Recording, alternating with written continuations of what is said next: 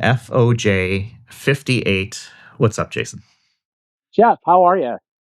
I am fantastic, and I bet you know why. Yes, and I am fantastic, most likely for the same reason. So let's not waste any time. Things are good. Yeah, Bears win, Packers lose, Lions Yes, lose, yes, and the Bears finally had a game where they should have won it. Of course, they won it, but they won it in dominant fashion, and they started fast and got 14 points in the first quarter and just shut down Shedeur Sanders. yeah, they did. They kind of did what they were supposed to do Yeah. in well, I'll say almost all phases, but the two important phases, I gave them both an A today. They were outstanding from start to finish, outside of Santos's missed field goal, but turned out that didn't matter. So I was going to ask you what you didn't grade them as an A, and I'm guessing special teams, yeah, honestly, specifically Santos and the miss. he missed a 35-yard field goal. I Yeah. don't give a crap how cold it is. 35 yards, especially when the Seahawks kicker, I believe was indoors, hit not one, not two, but six field goals today to defeat 44-year-old Phillip Rivers, who we'll get into later on, Yeah. and the Colts. Yeah, that's an amazing story. But Yeah. I mean, look, the Bears came in and took care of business. Caleb had a good game. He had, finally over 50% completion percentage. Threw a Yep. couple touchdowns, no real mistakes. And, they ran the ball well. And it was just, for as good as the Browns defense is and is supposed to be, it certainly didn't show up today. No, I'll tell you what, I thought Caleb looked probably as good as he's looked all year, to be honest with you. I mean, the throws that he hit were like on the money. I mean, he hit guys in stride today. He hit guys down the field today. It wasn't all, a little dip and dunk and all that kind of thing. I mean, he stepped into some balls, and that got that touchdown to DJ, the second one. Oh man. I mean, there aren't many guys in the history of the NFL that, one, have the guts to throw that, and two, can make that throw. But he was just excellent today, and Bears still ran the ball, I think, for roughly 140 yards. Swift almost 100, and Monangai was good too. And just good to see, man. This is the game you wanted out of these guys this week. Yeah, this is what we've been begging for was, hey, let's not have a heart attack game. Let's just go in and just smash somebody. Yeah. Doesn't matter who it is. Look, Browns suck, and that's fine. But they still are an NFL team. They still have a good defense. They still have Myles Garrett, who still got 1.5 sacks today. Yeah. So he's I'm guessing he's going to break the record this game or next. This coming week or next week. Yeah, I think the hope was, okay, let's make sure he doesn't break the record on our field, and he did. Right? I mean, Caleb got away from him a couple times. I mean, it was inevitable that he was going to get him once or twice, and that's okay. Nothing wrong with that. It happens. But overall, just solid play from top to bottom. Yeah, really just domination, which is great. That's the last time, we said the Chicago Bears dominated a football team. Right. Maybe Dallas, I guess, earlier this year, but I think it was still kind of early and still trying to figure things out. But, is this team for real, for example? Right. I think they are.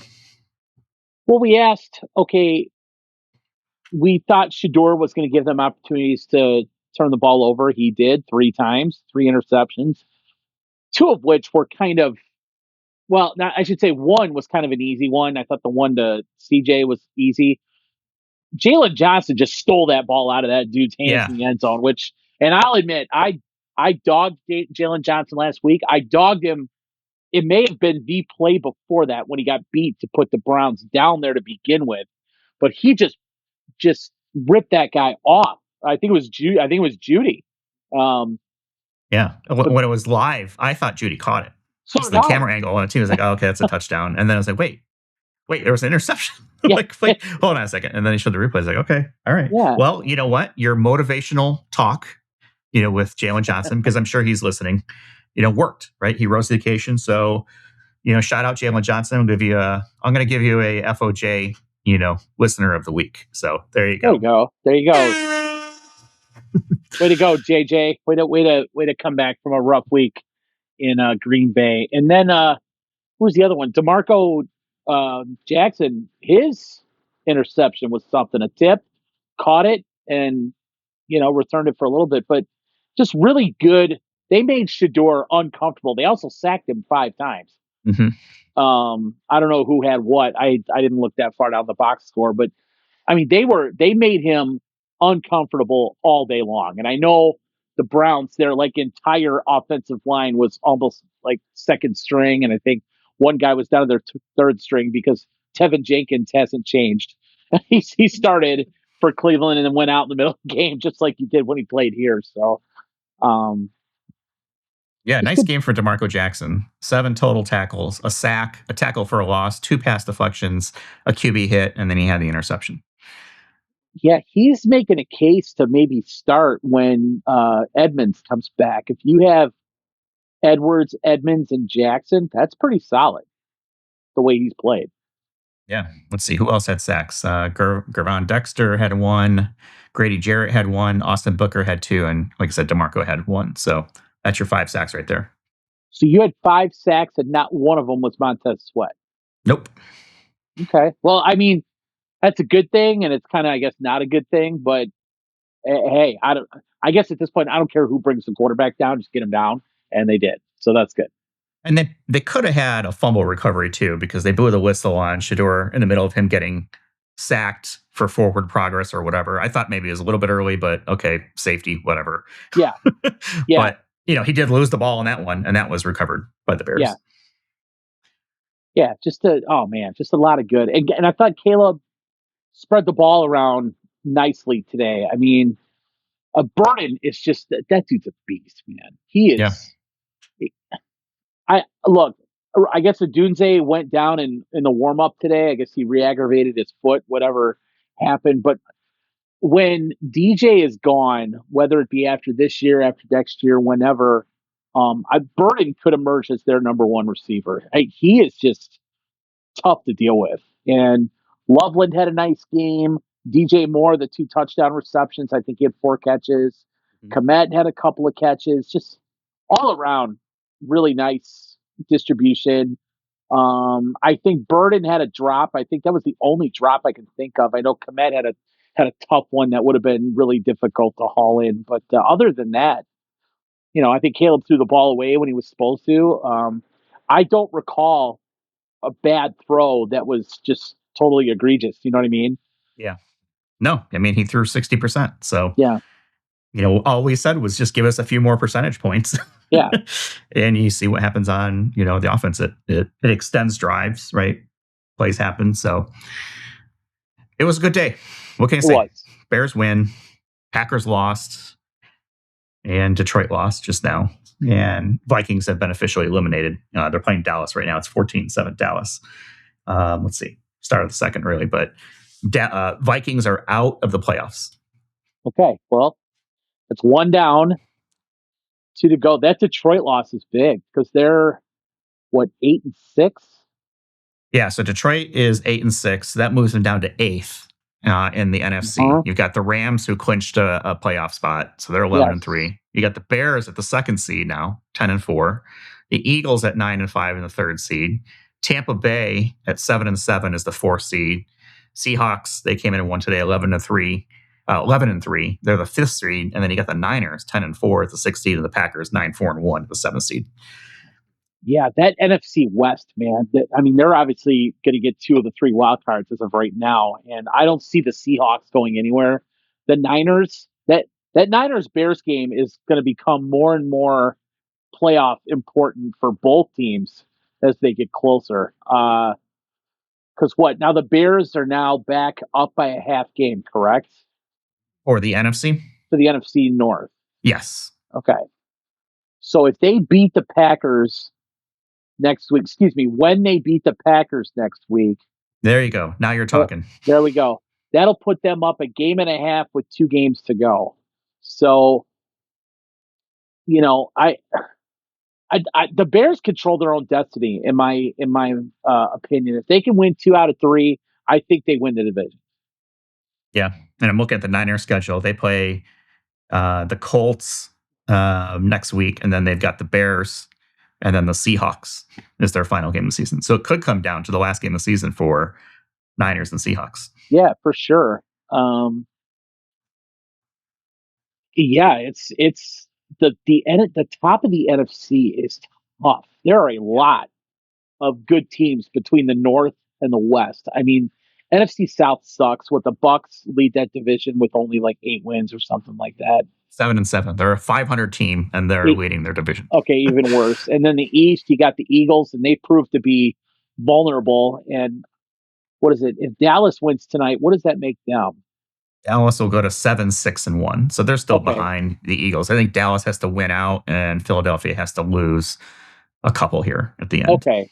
So the Eagles are going to win that division, but they, like I said, they're not as dominant as they were or were as thought of, and the Bears they were dominant today. I mean, they took care of business against they did. They put the was that the Raiders? Yeah, they shut them out 31-0, but it's the Raiders. Yeah. So there's still good teams out there. I don't want to look past it, but again, you just make the playoffs, and that's what you need to do. So you've got Carolina. They lost today. For whatever reason, New Orleans just has their number this year. Yeah. So the Buccaneers and Carolina Panthers are both 7-7, but I think the Buccaneers have the tiebreaker there.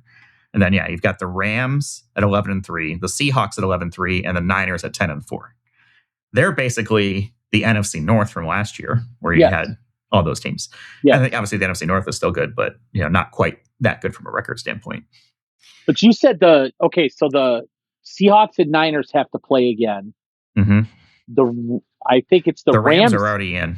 Yeah, and the Rams and Seahawks play on Thursday. So the Seahawks have a couple of tough division games left that they need, because if they go down to 10-6, I don't know what their third game left is, but 11-7, Seattle. Seattle. Let me look them up while you're talking. Because then they could be on the outside looking in, as there's potentially an 11-win team that's not going to get in. Yeah. Which is crazy. Let's see, you got Seattle against the Rams next week. That'll be your Thursday night prime video game. And then you've got them at the Panthers and then at the 49ers to close out the season. Okay. I got to tell you, for an 11-3 team, every time I watch Seattle, especially the last few weeks, they don't strike me as dominant. I know they've won a couple games. I think they beat the Vikings big, but the Vikings aren't good. They beat the Falcons. Falcons really aren't that good, but they barely beat the Titans. They barely lost to the Rams. They barely beat the Texans by, I think, one possession. So that 11-3, I think, is a little bit shakier than. Well, I think they're ripe to kind of tumble a little bit here. And they beat the Colts today on a last second field goal. Yep. And they didn't even score a touchdown today. They scored 6 field goals. Yeah. If you had their fantasy kicker in your fantasy team today, you did well. Yeah, no kidding. Yeah, he hit down the stretch. He hit a 60-yarder and a 56-yarder. Yep. Which is it was going crazy. Back and forth there. Like it looked like the Colts were going to win it on a last second field goal, and then they drive down and they get a last second field goal. So it was entertaining. Not a high scoring game, and nobody wants to see 6 field goals in a game, but right. If you're going to, at least make them, long field goals and, clutch time. So here, let's touch on that, Robo. So Phillip Rivers, sitting on the couch on Monday, doing whatever, gets the call. I think he got to Indianapolis. They worked him out on Tuesday. He practiced Wednesday, Thursday, and Friday, starts today, and takes him on a drive to kick a field goal to give him a chance to win. And unfortunately, the defense coughs it up. Phillip Rivers is 44 years old. He was, up until he signed, a semifinalist for the Hall of Fame. So this resets the clock. This resets the clock for him, unfortunately. He is the first grandfather in the history of the NFL to throw a touchdown pass. Yeah, I wanted to bring that up. Grandfather, he's got 10 kids, probably had another one while we're talking here. So prolific both on and off the field, as they like to say. apparently this was kind of funny because they showed him, and I'm sure you saw it in the press conference. First thing he said was, "What? No Zoom?" So the last time he played in the NFL, COVID was happening, and they were doing all their press conferences by Zoom. So That's good. I didn't so see that that. yeah, it's pretty funny. He's like, "No Zoom, let's go." Pretty cool. So it was pretty funny. Yeah, you know what? He played well. 18 to 27, 120 yards, a touchdown, an interception. Got sacked once. He even scrambled one time for minus 5 yards. He's 44 years old. Like, what do you want from the guy? Yeah, Right? He was a high school football coach last week, right. and now he is back in the NFL and he throws a touchdown pass. He's 44 years old. It's pretty amazing to learn a playbook, and I mean, I don't obviously they didn't give him a whole playbook, but Yeah. to learn enough and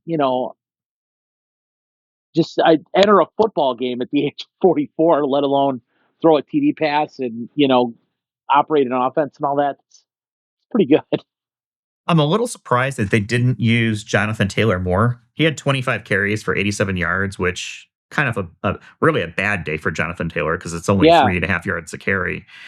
But the fact that Philip Rivers threw 27 passes and they ran the ball a total of 30 times, I thought that they would try to lean a little bit more on the run game and kind of, take some of that burden off of Philip Rivers. But well, especially when you have yeah, one of we've the got top Jonathan two or Taylor. three one of the top 2 or 3 running backs in the league this year. So Yeah, yeah, I agree. That is 27 passes for Rivers is a lot. it is. And Jonathan Taylor only had 3 catches on 4 targets. So, Okay. it was a little bit interesting. And I don't know if that was just, the way the game kind of dictated it or whatever, but I'm a little surprised that we didn't see 35 or 40 rushes out of Indianapolis, especially with such a close game. Yeah.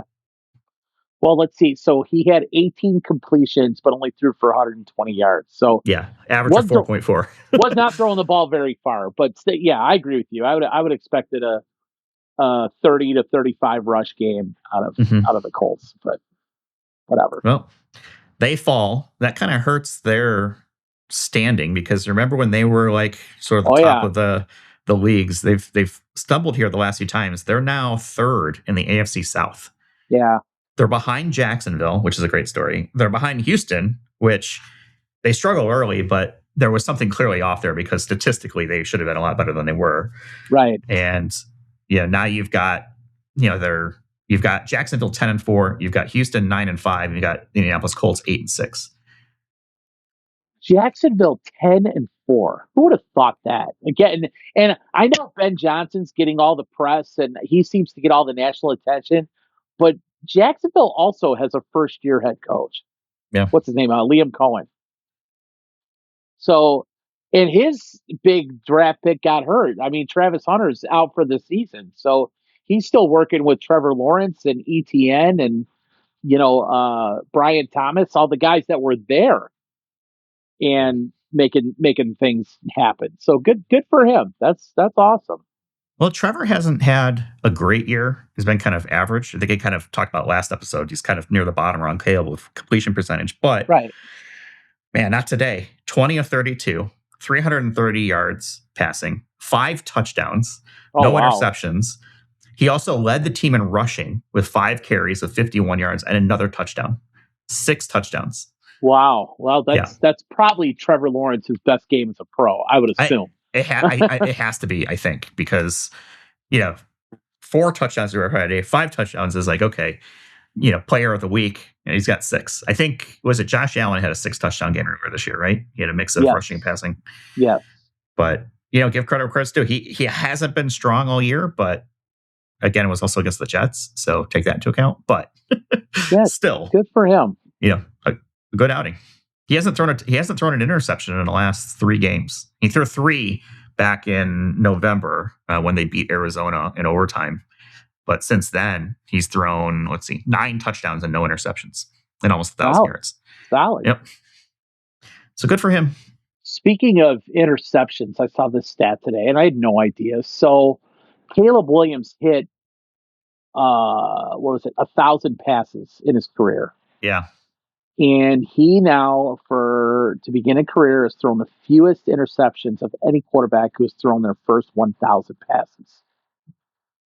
Yeah. It hasn't updated yet on ESPN, but lifetime, he is 600 and 900 for 993 for a 60.4 completion, not including today. Right. So yeah, over 1,000 attempts. He's got 6,400 yards, 39 touchdowns. So another 2 today, 41 touchdowns and 12 interceptions Pretty in good. his first 1,000 passes. It's pretty good. He's been sacked 88 times, but 68 2024 of them was a rough. Yeah, 68 of them year. were last year. So yeah, he's only been sacked 23 times this year. Yeah, what did we ask for? We asked for 2 a game, so that would have been 34. So he's going to do better than that, which is great. Don't jinx it, but yeah, hopefully. And look at the schedule. He's gone up against Max Crosby. He's gone up against Micah Parsons. He's gone up against Myles Garrett now. He's gone up against some of the league's best. And while let's see, Parsons didn't get him. I know Crosby kind of had him for a half, and then Garrett got him for 1.5 sacks today. But it just hasn't been a total disaster, which is good. And obviously, you got to credit the offensive line as well. Trapillo was blocking Garrett most of the day today, and all things considered, did pretty well. Yeah, and another part of the reason that today was great was because the Packers lost. And I don't want to cheer an injury, but Micah Parsons looks like he's done for the year with a potentially torn ACL. So we're going to dodge that bullet next week. And also, Christian Watson is in the hospital with a clavicle issue. Okay, yeah. So he was the other one that got injured on a play, and I didn't see what the issue was. It looked like it was shoulder or something. Yeah. But in the hospital, that's interesting. Yeah. So I think that's a broken clavicle, which will probably... Did you ever break your clavicle? Knock on wood, I've never broken anything. Oh, you're lucky. I have broken my clavicle. I'll tell you this story because it's a stupid story and it takes me back to my youth. Hey, there we go. And it's a Chicago story because it took place in Joliet. So picture me as a youngster. It would have been probably, mid 80s. It was snowy. It was icy outside. And we were going to the Toys R Us at the Lewis Joliet Mall.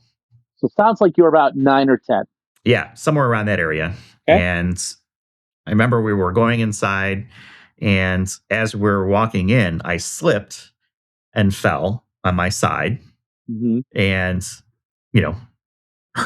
got hurt. I didn't know what it was. I'll tell you right now. Playing through pain. You're damn right. I went into Toys R Us. I think I picked up a Transformer of some sort, or GoBot, or whatever it was, in the mid 80s that I was playing with at that point.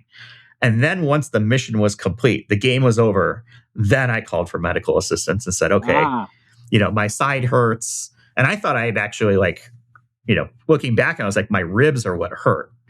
But it actually turns out my clavicle was broken. And so I got to wear a nice powder blue sling and go to school with that for, I think it was 6 weeks or whatever it was for it to heal. Ooh. So there you go. How bad did that hurt? I mean, like I said, my ribs hurt more than my shoulder. I mean, it hurt, but not enough to stop me from. I'm getting my toy. We're here at Toys R Us. Let's do this. Yeah. Wait till the game's over. Then I'll go seek treatment. I've heard a broken rib or a cracked rib hurts about as much as anything because you feel it. Yeah. Every time you breathe. Yeah. Just stop breathing and you'll be fine. But yeah. Yeah. So I have, I know what these NFL players are dealing with, with, a broken clavicle. But yeah, that's Jeff's injury story of the day was, mid 80s as a youngster falling on ice on my way into the Toys R Us in Lewis Joliet Mall, which I don't even know if that Toys R Us is even still there. I think Toys R Us went bankrupt at this point, right? That Toys R Us, I can tell you, is no longer there. It is now a Planet Fitness. Okay. All right. Well, it's also where I picked up Optimus Prime for the first time from a Transformer when the toy came out. So many happy memories at that former Toys R Us, now Planet Fitness. Yeah. But I digress. Yeah, Watson getting hurt, Parsons getting hurt. Obviously it's good for the Bears. So we're gonna, hopefully roll into a better showing next week with Bears versus Packers. I think it's on Saturday. For some reason I was thinking on Sunday, but I think it's a Saturday game now. Yes, it got shifted to Saturday night. So it's a prime time 7:30 matchup here in Chicago. The frigid cold is most likely going to be gone, so it'll be a little warmer than it was today. I guess the field temperature today was like 8 and it felt like -2. And I'll tell you what, looking at it on TV, it looked absolutely freaking miserable out there. And I know sun was shining and all that, but Doesn't no, matter. no, thank you. I have no desire to go sit in weather like that to watch a football game. I'd rather watch it from my couch with my own food, with my own refrigerator, with my own bathroom. Uh, it just looked god awful to go to the game today. So, no, thank you. Yeah, the last cold Bears game I went to would have been Bears against Tampa Bay, probably early 90s. I Okay. went there for my birthday. My dad took me and we sat in the stands. And I remember I was all bundled up and it was so cold. Yeah, But it was still so cool. You know, the snow was falling. It was a snow game. And I don't even remember if the Bears won or not. But um, it's cold in those stands, man. yeah, I think as a kid you can handle it a little better because you're a Yeah. little more excited and awestruck and all that stuff. But as an adult, I'm sorry, just standing there feeling wind just cut right through you. I don't care what you're doing. That is not fun at Yeah, I all. ain't got no time for that anymore. No, hell no. So you want to see a little fun fact right now? I'm looking up the weather for Chicago. And according to at least the Apple weather, it says it's 9 degrees and it feels like -1 right now Yeah. in Chicago. The weather where I am at right now, hold on, let me Uh-huh. find it. It is just outside of Asheville, Fairview, 13 degrees with a feels like of -4. So it's No actually kidding. feels colder here. We've had a lot of wind throughout the day. We had a lot of power outages and stuff like that. Ooh, But yeah, it is actually feels colder right now where I am, 700 miles south of you. wow. Wow. Yep. I was unaware of your weather situation. It's been cold here for a couple of days. I think it's supposed to start warming up tomorrow. I think we're actually supposed to get back up into possibly the 30s at some point. Um, we do have snow on the ground, but a lot of it has melted because we did have a couple of warm days before this frigid cold. So we've had snow in about a week, which has been good. And we'll see. But I don't know what the weather report for Saturday night's going to be. But I mean, the Bears proved today that hey, doesn't matter. Run the If ball. yeah, run the ball. Granted, if there's precipitation happening, it might be a little bit of a different story. But the temperature, they don't care. Doesn't matter. That's right. Well, it's cold right now, but we had, like I said, we had some wind come through. I saw a news article that said we had a 49-mile-an-hour gust come through Asheville Okay. today. Yeah. And I've got a little weather sensor at my place, and the highest I clocked today was 32 miles an hour, I think it was, Okay. which is not bad. It moves furniture around, that's for sure. Yeah. You can feel that, no doubt. But yesterday, I was outside in a hoodie at a brewery, getting drinks with my darling wife and burgers and mashed potatoes and gravy at a local brewery here. This is outside. This was outside. I was wearing literally just a hoodie, and it was fine. Right on. So that's how quick it turns. Nice. Yeah. So Detroit also lost. That was a heck of a game, by the way, between the Lions and the Rams. That was an offensive shootout, man. It was. And I think it's encouraging for the Bears to know that you can do that to Detroit's defense. They're fully capable. The question is, can they stop them? Can they stop, St. Brown? Can they stop Jahmyr Gibbs? Can they stop Jameson Williams? Can they make Jared Goff feel as uncomfortable as Shedeur Sanders was today? Probably not, but it's doable. And the offense proved today that they can keep up. I'm convinced they can keep up with anybody as long as Rams are good, man. They are good. They are good. They can beat you so many ways, and Puka Nacua is just, my gosh, every game I just like, how is this guy open?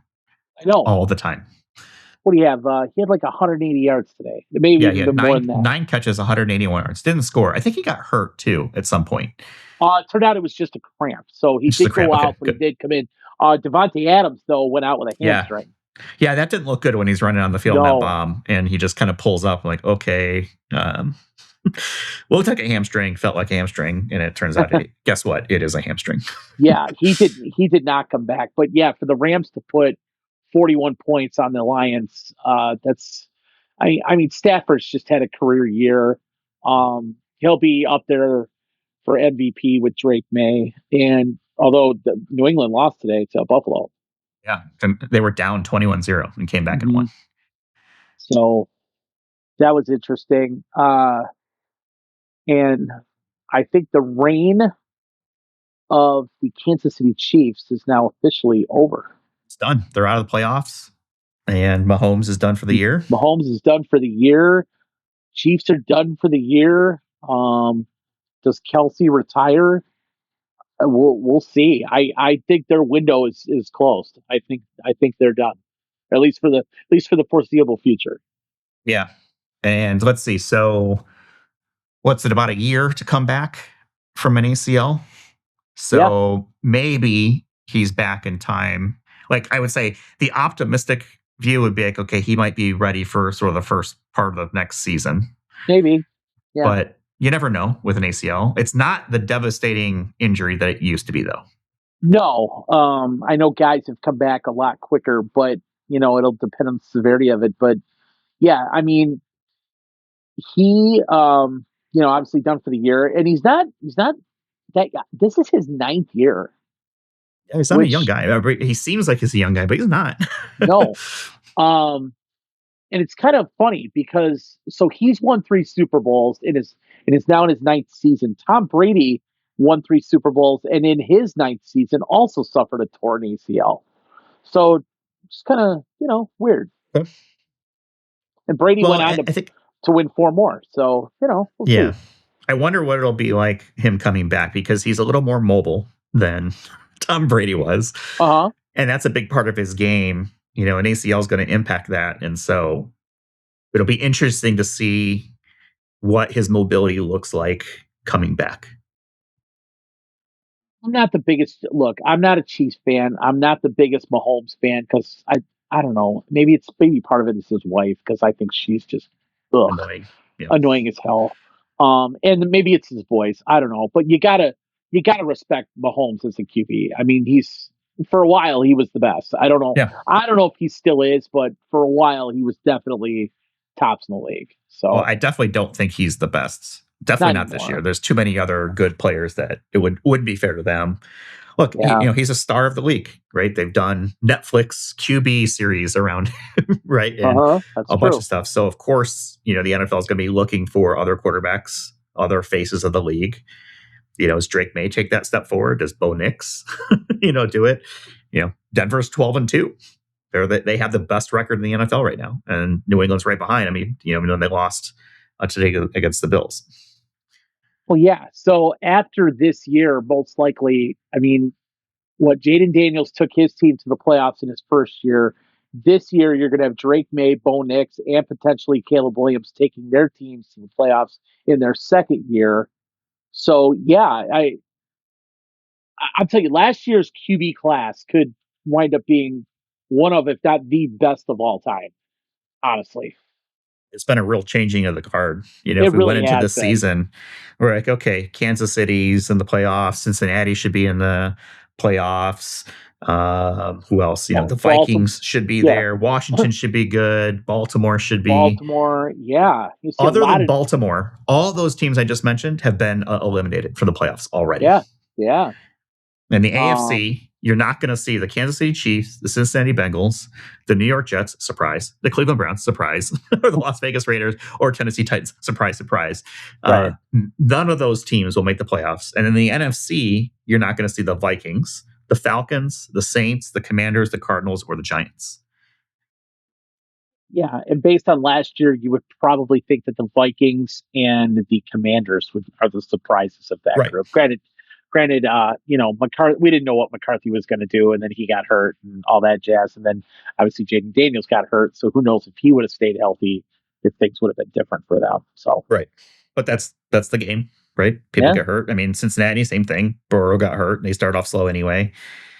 Chiefs have just, the last couple of years, all those one score games that they somehow find ways to win, just catch Not up with. happening this year. Yeah. It's not happening this year. To answer your question earlier, I don't think Kelsey comes back.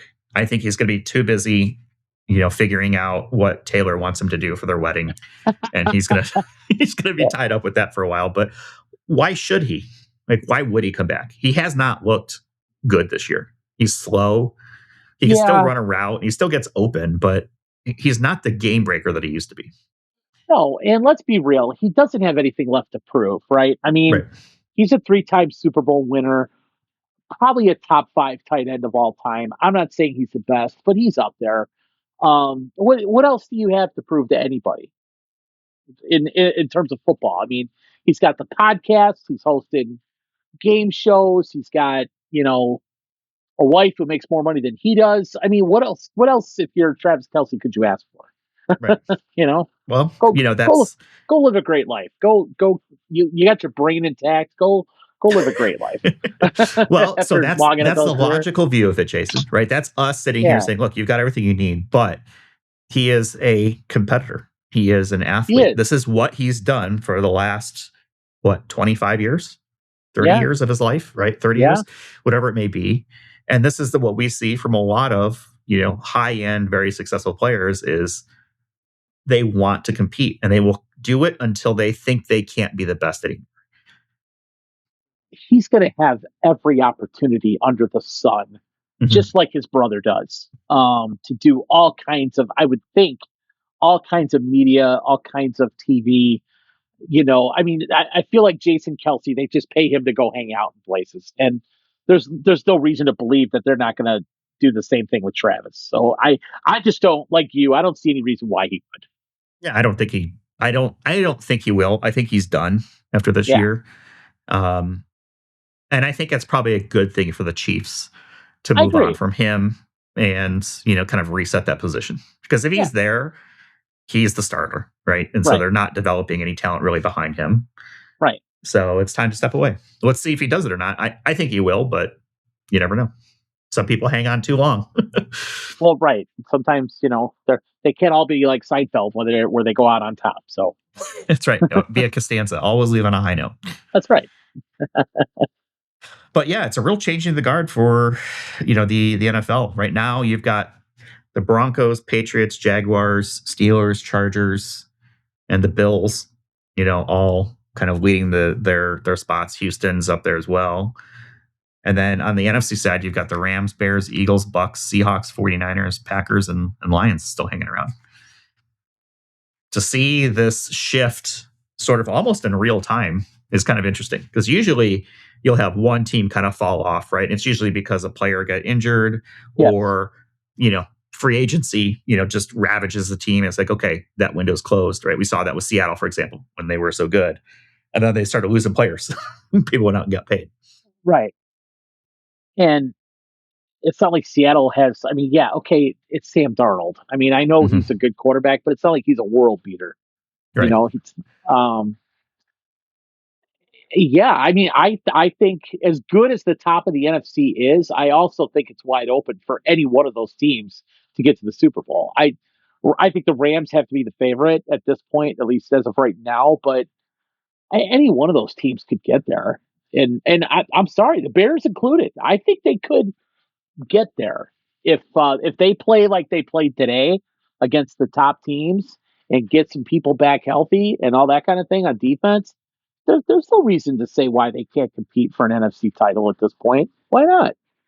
Yeah. I want to see what happens in these next couple games. It's crunch time. They have the hardest remaining games in the league on the schedule, at least. It's hard for me to pick against the Rams because they're just, like I said, they're just so good. And on the Denver is baffling to me because they have a really good defense, and for whatever reason, it seems like they just kind of squeak by here and there. Yes. Well, New England's still really good too, and I can see Buffalo making a run. Denver is this year's Kansas City. Every game is close, but they always come out on top. Buffalo, they looked a little iffy to start the year, but they seem to have gotten it right. I mean, James Cook had 3 touchdowns today, which is that great for you on your fantasy side? Did Game of Throws do well today? Game of Throws, I'll tell you what, went through the gauntlet today. We were down after the noon games, I was down 130 to like 50 something. Oof. And then James Cook, Amon-Ra St. Brown. James Cook got a 30 piece today. St. Brown got 41 points. Jacoby Brissett put up another 22-point performance, which again, he's my fifth starting quarterback of the season, and I'm riding that guy for 20 every week, and I'm going to win this week by probably about 6 points, which puts me in sole possession of first place by a game, potentially 2 games. Oh, old man. So Show those yeah, youngsters how it's done. Game of Thrones is on a heater. I had a rough week last week, but I'll tell you what, man, my team shows up, and this is with Marvin Harrison out. I had to play Darnell Mooney today or this week, and he was And only he's not good for 6 points. Yeah, he didn't do But well. but it doesn't matter. It's for what reason some of these dudes, and I started Tony Pollard today, and he did okay. And then as soon as Javonte Williams, I think, had the touchdown, game over. So All right. Well, good you're on a stuff. hot streak. Denver's won 11 in a row. That's crazy. Yeah. Pretty darn good. If I had to pick, I think it'll be. There's just something about Denver that just doesn't strike me as they're ready quite yet. So even though they have the best record, I think they lean a little bit too much on the defense. So right now, my picks are, I think it's the Rams versus Patriots or Bills. I would go Rams Bills. That would be my guess, which I think would make for an outstanding Super Bowl. Should be high scoring. Got a lot of stars in that one. Yeah. Yeah. But I'm looking at this. Oh, good. Until they prove me wrong, I'm not going to sleep on the Bears, man. No. They've played good football.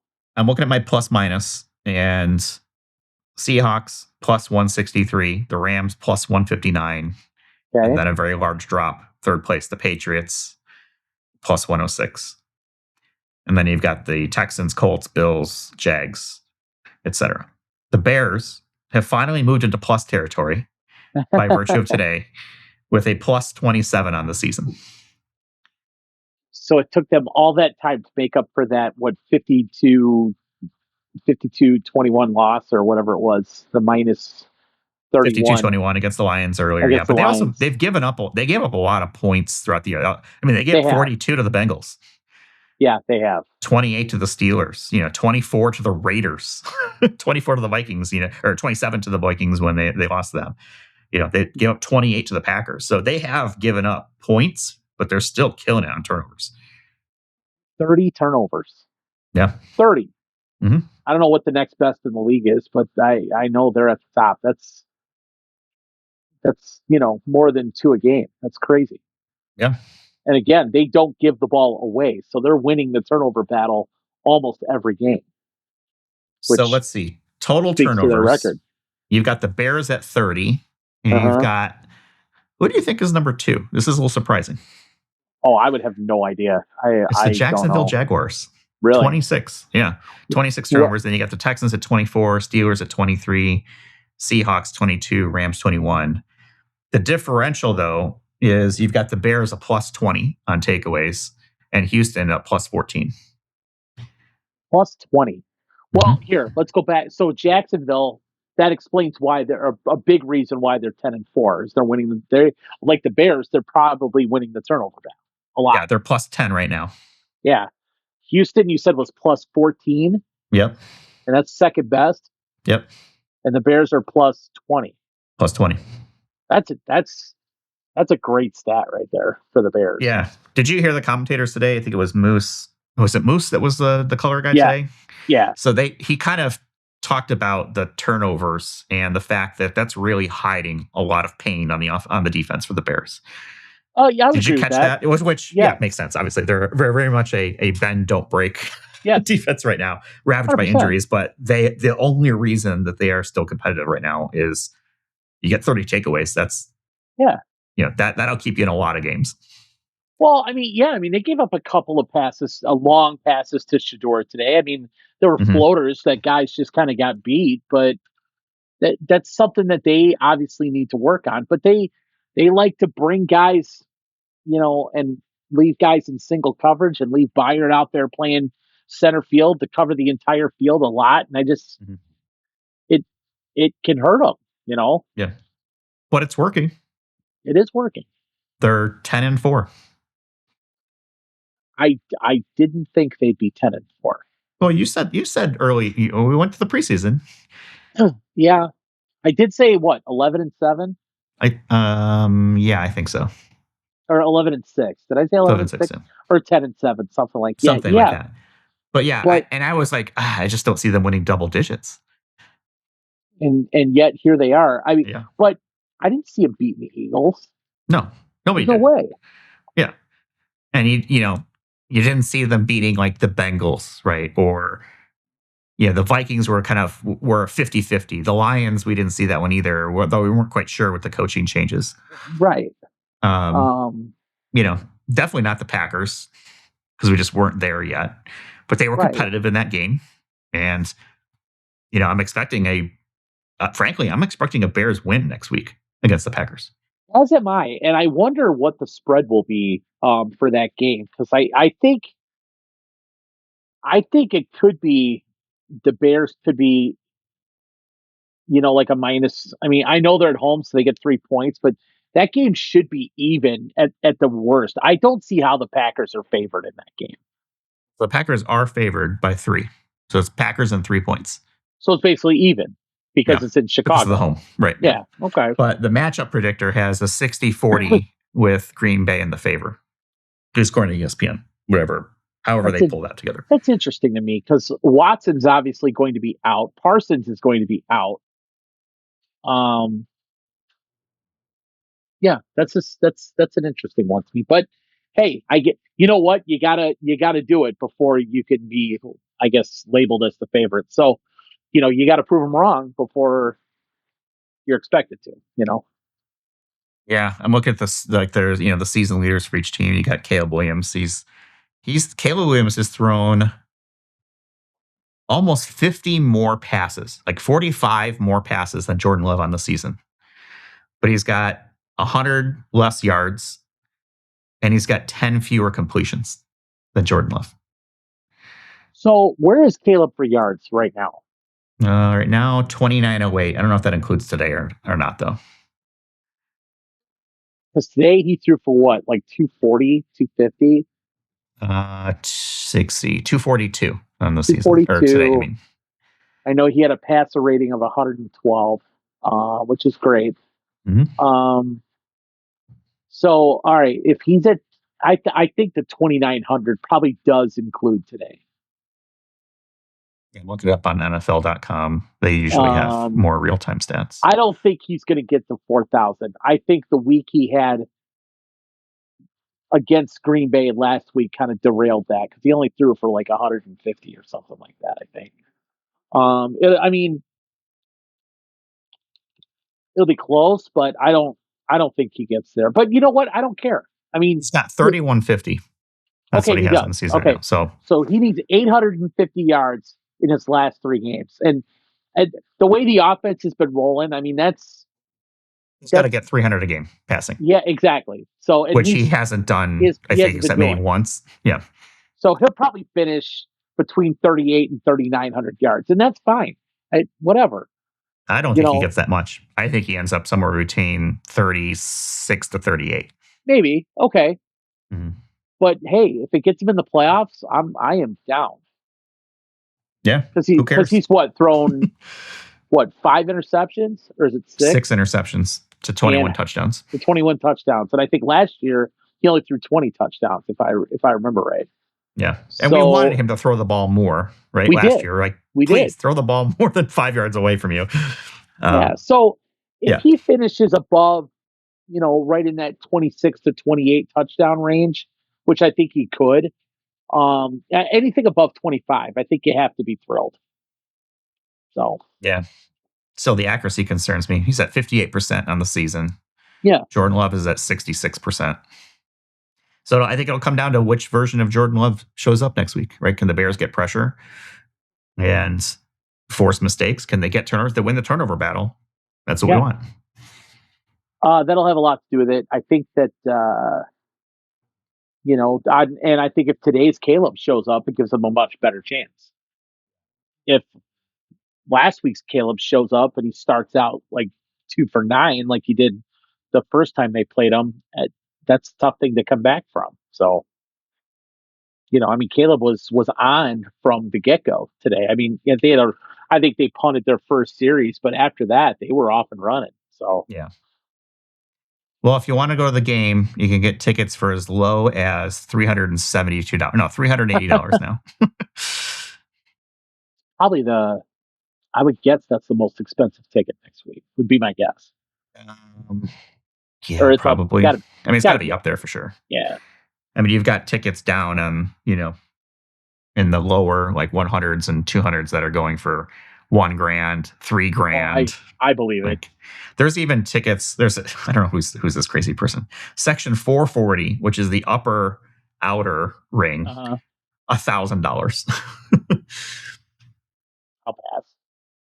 That's a grandstand ticket. Yeah, I love the Bears, but I'll pass. Yeah, no, I will watch it. Football's it's just a better sport to watch. Yeah, on TV. It's built for it. I'll watch it on my nice big screen TV. Yep, in my warm house. So, and I'll be happy doing it. So it'll be good. So, especially at night because it'll be colder. Oh yeah, it's Saturday night. We'll have a resolution going into Sunday where things stand, which is nice for me since my birthday's next weekend. So I'll know going in whether I have to be nervous about the Bears all day or not. Not that I get nervous, but you know what I mean. Yeah. Yeah. It's going to be a Bears fan. It's been a fun season so far, and I hope we're not being set up for a huge letdown because obviously you still got to play the games. But 14 games in, we're the second weekend in December, and we're playing games that matter, and we're doing well, and we're competing. That's fun, and I'm enjoying it. So that's good. Yep. Oh, all right. You mentioned something to me about the Blackhawks. Somebody got injured. I have not been following them at all. So fill me in. I said, don't waste the good story until I hit record.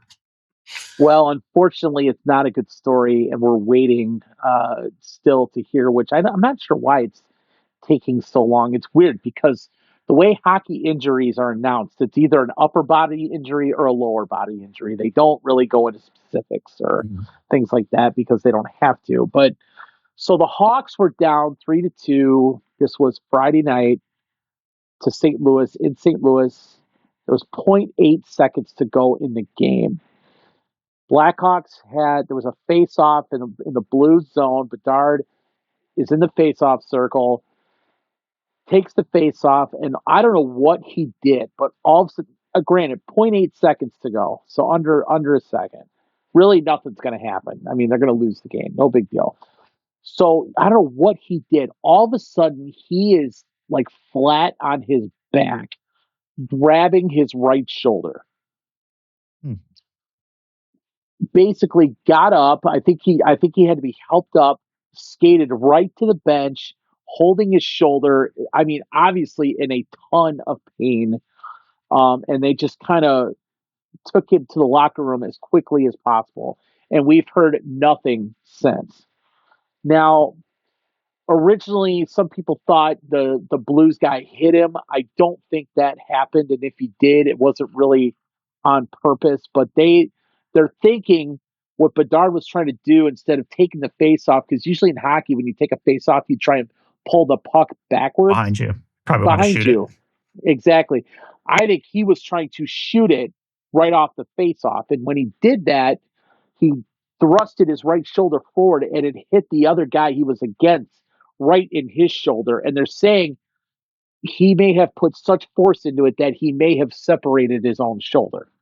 So if that's the case, he's going to be out for multiple weeks. And what sucks is they're not much of a team without him. He's been involved in 49% of their goals this year. So when they score, 49% of the time, it's either him or he has one of the two assists, which is pretty crazy if you think about it. But they played their first game without him Saturday night and against Detroit and lost 4-0 and looked pretty bad doing it. You could tell there was a total letdown without him out there. And of course, 3 of the 4 Detroit goals were scored by Alex DeBrincat and Patrick Kane, both ex-Blackhawks. So that kind of was pouring salt in the wound. But, it's just this team's really going to struggle without him. Do they have a lot of young guys? Yes. Does this give an opportunity to some guys to maybe see if they can step up? Things like that? Yes. But the Blackhawks were on a playoff trajectory this year, and it was a little ahead of schedule. This is most likely going to derail that if he's out for a significant amount of time. And he was also vying for a spot on Team Canada for the Olympics in February, and this will most likely take that away as well, which sucks. So hopefully it's not as bad as everybody seems to think it is, but it didn't. Let's just say it did not look good. So we'll see what happens. It's a bummer when it's a young player like that too. Yeah, 20 And it's years like your old. guy, right?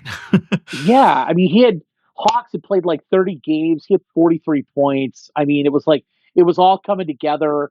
Third year in the league, he was starting to really be the guy that they thought they drafted and all that. And now this happens. It's like, oh man, it sucks. It sucks. But hopefully, cross your fingers and hopefully it's not as bad as they think it is. But it most likely is.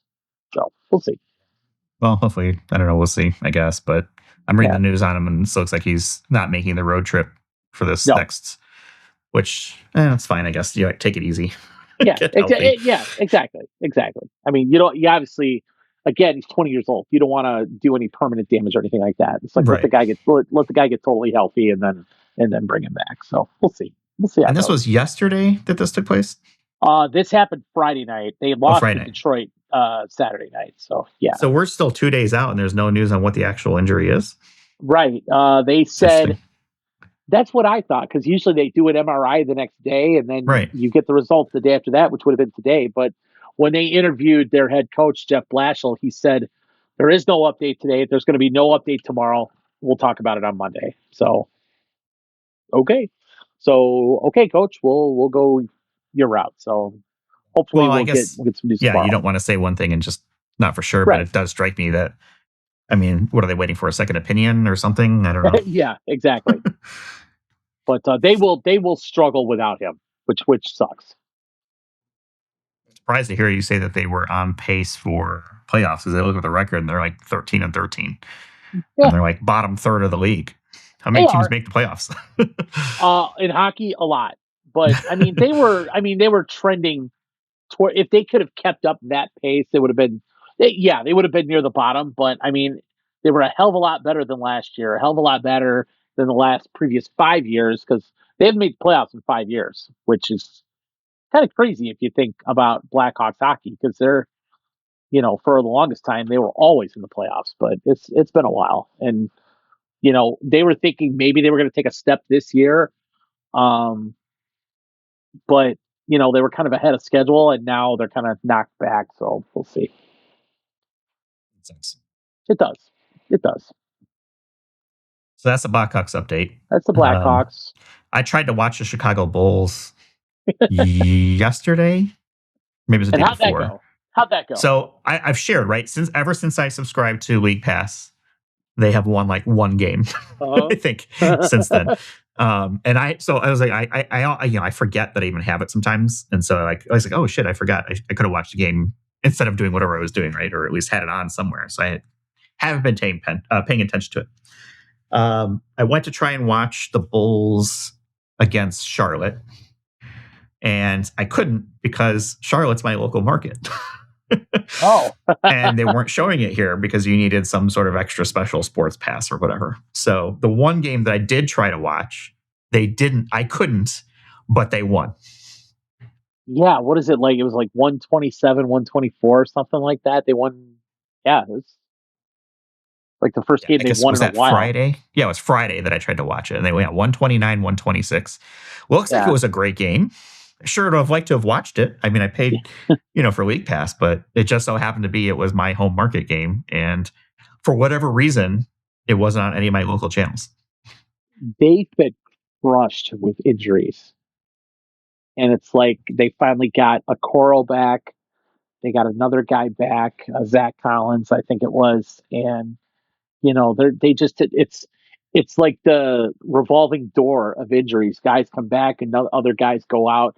Kobe White got hurt again or something like that. So it's been tough for them. And like we've talked about before, they don't have a star. So if they don't have a full roster, which seems to happen more often than not, they struggle as well. And yeah, but it's nice to see them, win a game finally. I don't think LaMelo Ball, isn't he still on Charlotte? Isn't I have no idea. I couldn't tell you because I couldn't watch it. Yeah, Charlotte's got a rookie out of Duke. What's his name? Kniffle, Connor Kniffle or Knuble or whatever the hell his name is. Who's pretty good. Played for Duke, and he's the guy who I guess he's from Wisconsin. And when they went to Milwaukee, his parents invited the entire team over for dinner. So they went through like 25 or 30 pounds of chicken fajitas. It was like well publicized that they had a ton of food for the entire Hornets roster that came over for dinner one night. All right, so that's good. Yeah, I guess he was going to go home, and his mom said, "Hey, why don't you invite a couple of your teammates?" And well, he invited the whole team over. So like, you know what? That's great that the team showed up. Yeah, absolutely. Dinner at Knubel's house. Yeah, whatever the hell his name is. I think it's Kniffle, if I'm not mistaken, but it's a weird name. It feels like that's like an abnormality awesome to have like that number of players show up for a team. Outside of like a star quarterback or something, Peyton Manning says, "Hey, I want to get the entire team." I don't know if he's ever done something like that, right? Or Brady or any of these other superstars. But this is a rookie. That's cool. And I guess he's got younger brothers that are still like, in their teens, or I think he's got maybe even younger than that. Could you imagine if you were like 12 or 13 years old, your brother's in the NBA, and suddenly his entire team is just having dinner in your house, and they probably wound up playing video games and all that kind of stuff. And it's like, yeah, I got the Charlotte Hornets in my house right now. There probably was a basketball hoop outside, and hell yeah, that'd be a blast. Yeah. For my family, it's mostly my wife's family, and it's bocce ball. That's what we're playing at the holidays. Oh, there you go. Bocce in the backyard. That's kind of like the tradition for Thanksgiving and for Christmas. Bocce ball, man. I haven't played bocce ball in like forever. I play once a year and haven't played the last couple of years because we haven't been in the area. But now bocce ball, as I recall, what is it? Is it the yellow ball? Yeah, you throw the little balls like the marker, and someone throws it out, little ways, and then it's basically who gets the closest with the other bigger balls around it. So it kind of is the land version of curling. Kind of. Yeah. Okay. Yep. That's a good way to put it. Except you're throwing it and you're not, skating along with or walking along with wiping it with the brooms, brooms or whatever. Yeah. You're not trying to hit the other balls, are you? Right. I don't think. Yeah. Oh, you can if you want to. Like that might be a strategy. If they have a ball that's closer and one of your players or one of your shots, you can knock them out of the way. It's kind of like shuffleboard with that regard. There you go. Yeah. This is so weird. And I've told you this. I'll watch any sport there is. When Winter Olympics come on, I get dialed into curling. I think it is just the drama that is with it. And some of these guys, I mean, the U.S. has like a guy who's been to the Olympics for curling like 5 or 6 times, and the guy's unbelievable at it. And I guess he just qualified again to go in February. So I'll be dialed into U.S. curling. I know it's totally geeky, and I nerd out for that stuff. But Olympics, I know we've talked about it. I love it. I love it. You know what I want to see? I want to see like backyard games. That's what I want to see. I think sports are too polished right now. Right. Okay. And so here's what I want to see. I want to see, the Thanksgiving football team between, the family members, right? All the overweight and out of shape, old guys versus young guys game. I want to see that. I want to see bocce the way that, my family plays it, which is, in the dark with flashlights on a frozen, on a frozen, maybe snow-covered backyard that is completely uneven. Exactly right. Basketball, right, in someone's front driveway, that kind of thing. I want to see, gritty, real games like that, not this polished bullshit that we see on NBC and ABC and ESPN. So there you go. That's fair. That's I'm going to fair. call it backyard sports. Backyard sports. Yes. Up until about 3 years ago, I participated in a turkey bowl for Thanksgiving. Every Thanksgiving morning, we used to play football with a bunch of the neighbors and friends and stuff at the elementary school that's near here. And I decided at about the age of 49, I said, you know what? I need to stop this because there was a game that I played and I stepped in a hole and I thought my ankle was going to explode. And I said, you know what? That's it. I'm done. I am too old for this stuff, and I have not played that game since. I go because my boys play in it, but I can't do it anymore. It's too much. Well, that's when you shift to, all-time quarterback. I don't have the arm for it. That's the other problem. My Okay. shoulder is just from throwing years and years of batting practice. I can't even do that. So I am now have been promoted to GM where You're carrying a clipboard on the well sideline? here's what it is. So the two youngest kids are the captains, and we pick.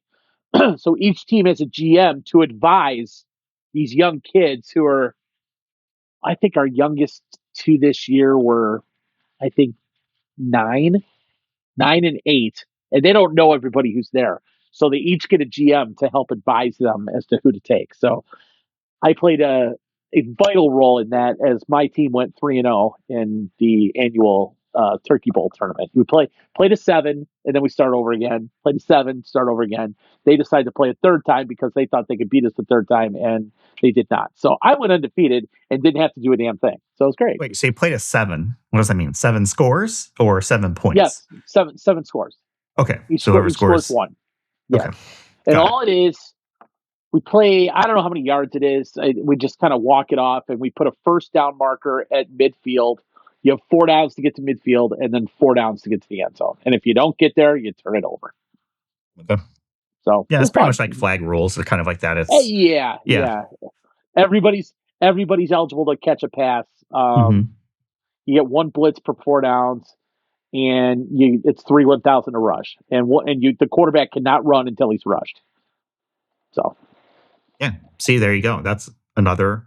Let's bring that to Backyard Sports Network. It's fun. Yeah, I'll bring my cameras and, we'll sign up, maybe 7 or 8 subscribers. For this to be economically viable, we'll have to charge those. Let's say we get 10 subscribers. Okay. I'm going to have to charge them $10,000 a month to be able to stream the Backyard Sports Network. Do you think we'll get takers? Oh, for sure. $10,000 a month subscription. The BYSN, the Backyard Sports Network. Oh yes, I think you would get all kinds of subscribers. Okay. Backyard football, bocce ball, you name it, and we rotate it. Right. What sport are we playing this weekend? Wiffle ball. I 21 for basketball. All kinds of stuff. I think darts? That would get yes. Or even are lawn darts even legal anymore? I remember we had them as a kid, and I don't know if you can actually do that anymore. Cornhole. Amateur. I mean, that's got to be out there, right? Cornhole is already professional cornhole. It's already on television. Yes, right. But so here's the twist for ours: is the cornhole. What do they call them? The goals, whatever, right? The boxes that you throw them into. Yeah, they are not aligned correctly. No, and they're tipped. Just slightly off, whatever the ground is there. And so, they're not regulation. They're close enough in quotation marks. They're made out of plywood. The hole isn't 100% round. Right. All that fun stuff. And the bags don't all weigh the same. That's right. Some of them, the dog has been chewed on it. That kind of thing. So there you go. I think we could make it happen. Okay. Well, if you want to be one of the first lucky 10 subscribers to sign up for $10,000 a month, annual prepaid, no refunds, I will figure out how to make it happen. BYSN. Yeah. And then I'll bring my cameras and We'll set it up. We'll have one camera angle per per sport, and instant replay will be not a thing that we do. Well, then we'll eventually have BYSN two, BYSN Right. News, BYSN the Ocho. Yeah. Oh, yes. BYSN Plus, all of it. We'll have. I all mean, if that we get stuff. another, let's say if we get another 10 subscribers, I'll get another camera. Okay, fair. And then, we'll have two cameras and they'll basically be opposite of each other. And the audio will be just a microphone placed on a stick. Yes. That catches everything, happening around you. So you'll get to hear what's happening on the field. Yes, it'll have to be streamed on the internet or on cable because, the profanities will be flying. I'll do it on Twitch or I'll do it on YouTube or something like that, right? I got Satellite. that part. The technology, I'm there. I got it. I just need 10 subscribers for $10,000 a month. So there you go. Is that too much to ask? I don't think so. It's a bargain. Let's get Cuban. Let's get Mark Cuban on the phone. I think he'd back that. He might back that all on his own. Yeah. Listen, Sharks, are you tired of this polished, sports crap that you see on TV? Especially you, Mark Cuban, who used to own the Dallas Mavericks. Yeah. Keyword is used to. Yeah. Let's get back to the gritty sports, right? The things that we all played as kids in our backyards with our families, etc. And there you go. Kickball. Kickball would be another great one. Yep. Frisbee golf. Yes. Ultimate frisbee. I mean, I know there's, some of that stuff is already out there, but again, these are not professional athletes. There will be injuries. There might be fights. There will be wagering, both in game and out of game, probably. by players. By players. I think wagering by players. We will encourage it. You can take as many drugs as you want to enhance your performance. That's totally fine. Yeah. No rules. No. Yeah. I don't see how this hasn't already taken off. I love it. Okay. I got one more NFL thing I forgot to bring up is that we have a new fastest ball carrier courtesy of This Week. Oh. So, every once in a while, I like to look at the next gen stats. Next gen stats, yes. And Jonathan Taylor and Jahmyr Gibbs have been up there. They have, 1, 2, 3 of the top 5. Jahmyr Gibbs has 3 of the top 5s. He's currently number 3, 4, and 5 when it comes to the fastest ball carrier. All over 22 miles an hour, by the way. He's pretty fast, yes. Yep. But it's been a couple weeks. Jonathan Taylor hit 22.38 miles an hour in week 2. But this week... That was the top spot, 22.8. That was the top spot until this week when someone broke 23 miles an hour. Wow. Okay. 23.3 miles an hour. Cortland Sutton, wide receiver for Denver. Wow. On a 26-yard reception.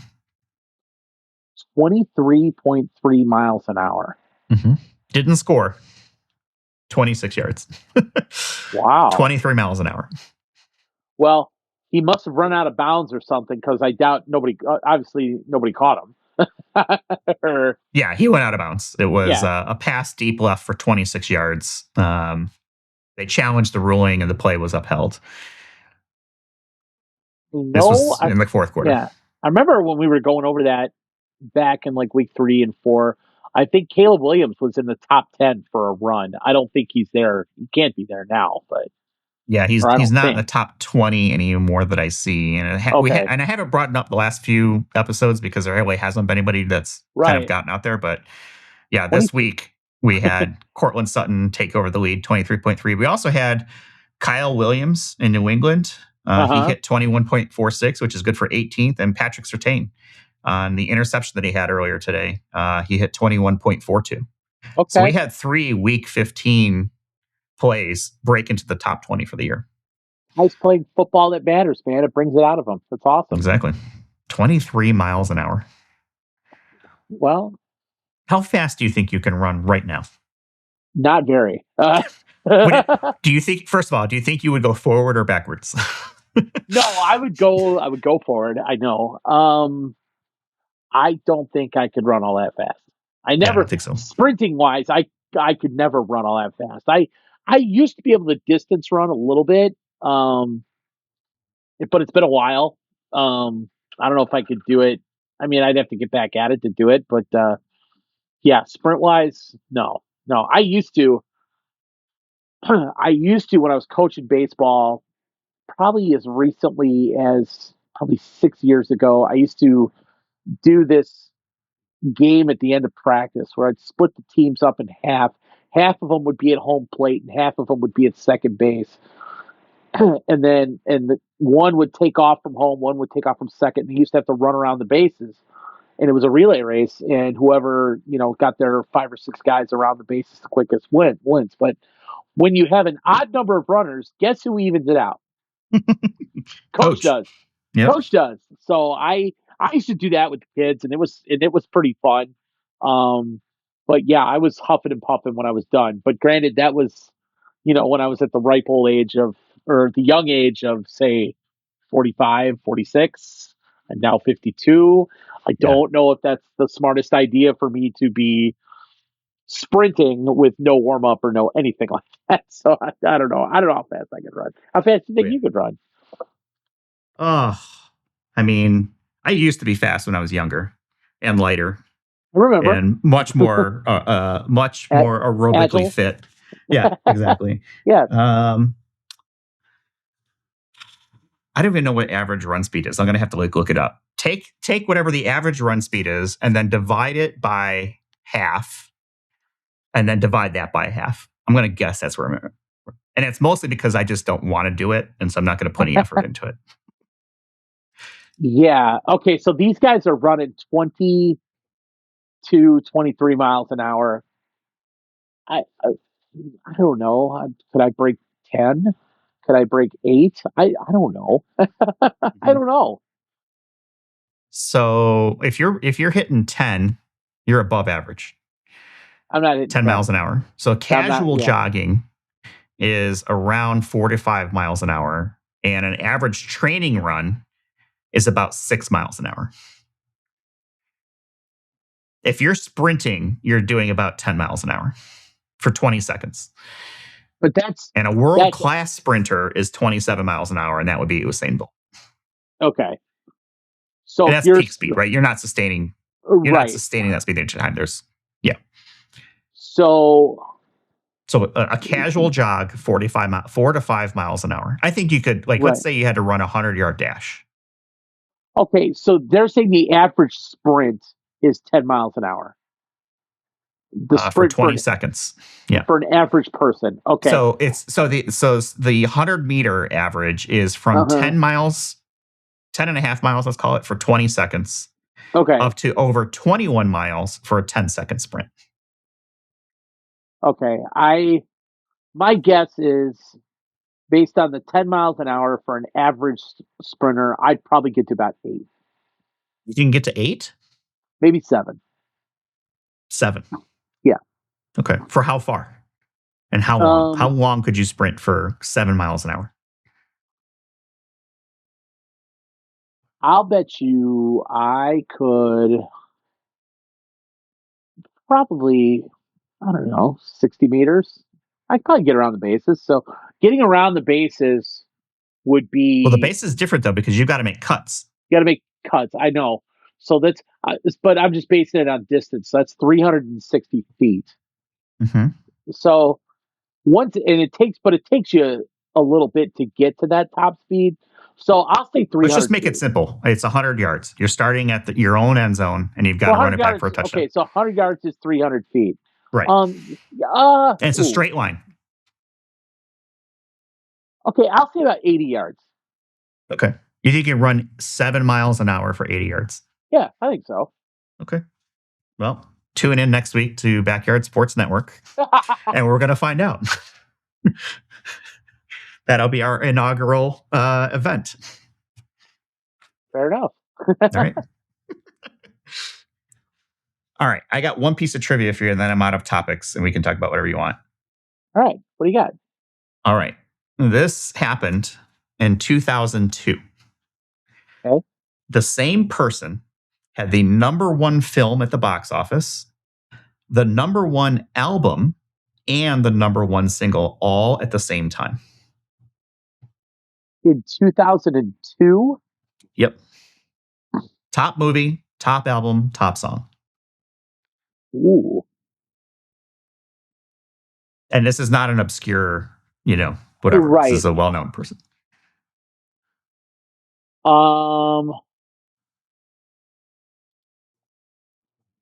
Is this a male or a female? I have It a is a feeling. male. Oh, it's a male. Okay. Ooh. Mhm. And also won an Oscar that year So it's a for singer. the single. Okay, so he won an Oscar for the song. Mm-hmm.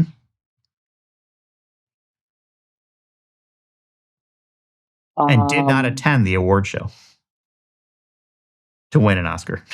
Okay, should I know this? I don't know, but you will know who it is.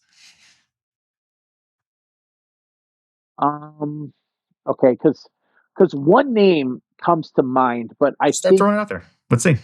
but I think the movie that I'm thinking of was made later than 2002. I don't think this movie is 22 years old. But I forget what the movie's called. But the name that comes to mind is Bradley Cooper. No, because he made. So you're that, thinking of like A Star Is Born and the Lady Gaga thing. Yeah, that's exactly what I was thinking. But I think that was maybe. I think that was like COVID years, maybe just before that. That wasn't. I don't know. That wasn't all that long ago. Yeah. How? Okay. Let me look that up while you're thinking. So is this guy? Star Is Born is 2018. Okay, so 8 years ago, 7, 8 years ago. Okay, so is this guy more known as a singer or is he more known as an actor? A singer, or as not a singer, as a artist. Ooh. Oh, Eminem. Yep. Yeah. Yep. For number 8 one Mile. film, 8 Mile. Number 1 album, The Eminem Show, and the number 1 single, Lose Yourself, all in 2002. I thought goes on to win an Oscar and then doesn't attend the award show to be with his daughter instead. I thought 8 Mile was awesome. You know what? I have never seen it. Really? Yeah. Good movie. Good movie. Let's see. He's in it. Brittany Murphy played his girlfriend. What's the dude's name? Mekhi Phifer, if you know who that is. No. He's in it. There's a couple other Anthony Mackie, Kim Basinger. Yeah, she played his mom. Eminem, also a grandfather recently. Yes. How about that? And also performed with Jack White a couple weeks for Thanksgiving at the Detroit game. Yes, he did. Yep. And his daughter and grandson, Elliot, were at the game. Yep. My gosh, are we getting old? We had in the NFL this week, Philip Rivers, grandfather throwing touchdowns. You've got Eminem, of all people, grandfather performing, a couple weeks ago. You're going to run next week on Backyard Sports Network, 7 miles an hour for 80 yards. Well, what sucks is in Philip Rivers being a grandfather, we're both older than Philip Rivers. Oh yeah. So that's okay. So Philip Rivers isn't an anomaly. That's true. He's been pumping out kids ever since he was in college. So right. North Carolina State, if I'm not mistaken. I don't remember. I believe he went to NC State. But 10 kids, man. 10. Yeah. I mean, I can't imagine having 10 of anything. I can't imagine having one, but that's just me. Let alone kids. So yeah. I'm good with 2 dogs, and we are actively looking to adopt another. Nice. So we're trying to find the right fit to fit in with the mongrel monsters that we have in this house. What entails finding the right fit? What are you doing to go about that? So I think we need a younger dog, so probably a puppy. How old are the ones that you have now?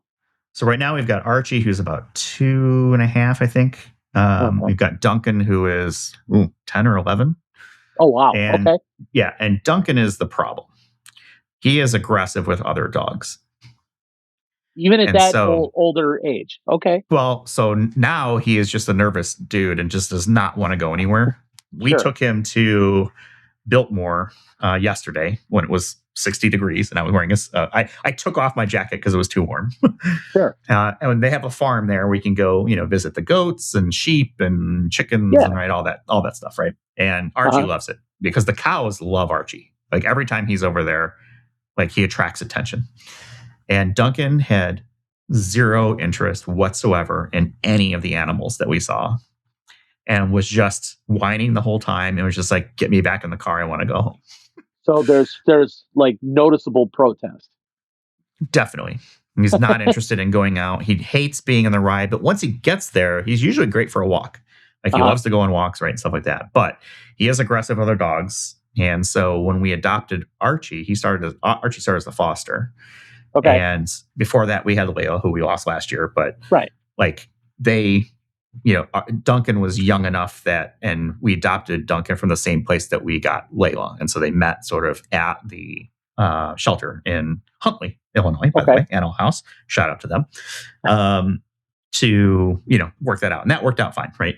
But during that whole time, he was still aggressive with other dogs in the neighborhood, right? Very protective, would chase other dogs out of the way, would get into fights if they would break containment on our invisible fence, right? Just a real shit show. So we can't take him places, especially dog parks or places like that, because he's just too reactive.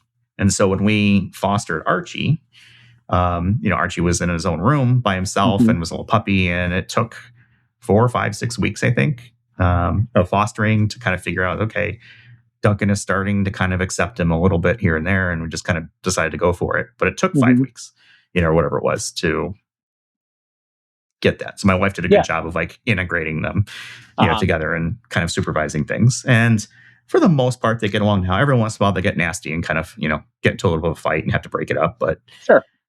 But so that's a big part of kind of what we're struggling with now is how do we find another dog and get it past Duncan, basically, and let Duncan be part of it. So I think we need like a younger dog. We've already got 2 boys, so maybe a female. And it's just trying to find the right fit and having them be available. We can go kind of figure out, okay, how do we introduce it? So maybe we foster again for a little bit and, foster with the intent to adopt. Just kind of see. Yeah. Yeah.